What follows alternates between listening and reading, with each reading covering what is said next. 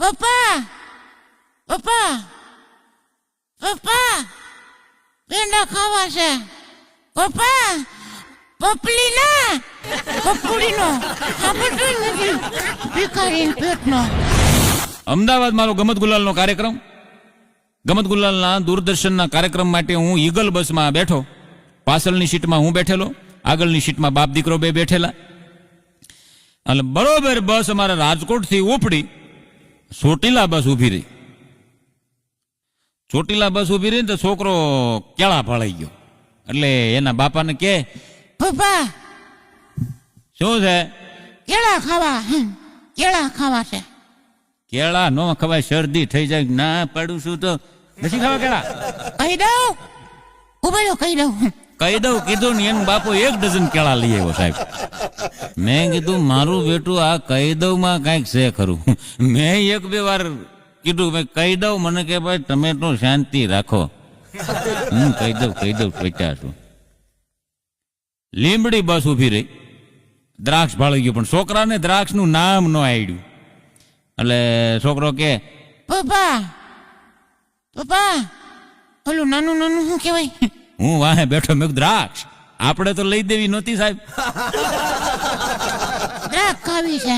પપ્પા દ્રાક્ષ લીધો. પપ્પા મારે દ્રાક્ષ ખાવી. દ્રાક્ષ લીધો. એનો બાપો કે બેટા કેળા ખાઈ ગયો. તો હવે દ્રાક્ષ ન ખવાય, શરદી થઈ જાય. આ નાકમાં જો આમ લેમ્પ થવા મીડા. બે ચાલો બોલો.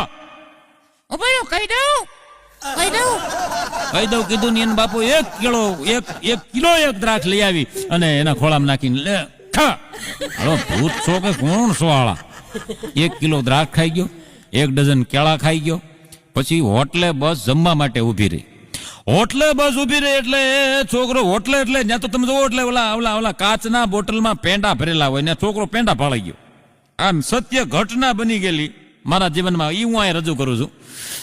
પેંડા ફાળી જાવ ને બાપાને કે, પપ્પા પેંડા ખાવા. પપ્પા પેંડા લીજો. પેંડા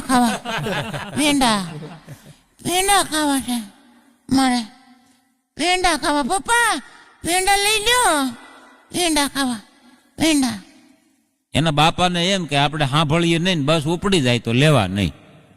એનો ઈ બદ ઈરાદો. એટલે એનો બાપો છે આમ બારી હામ હું મોઢું રાખીને બેઠો ને સાંભળે નહીં આ છોકરો બોલે. મેં 1 વાર કીધું, મેં કીધું આ તમારો બાબો કીધું તમને બોલાવે છે. મને કે તમે સાંભળો છો? મેં કીધું હું તો સાંભળું છું. મને કે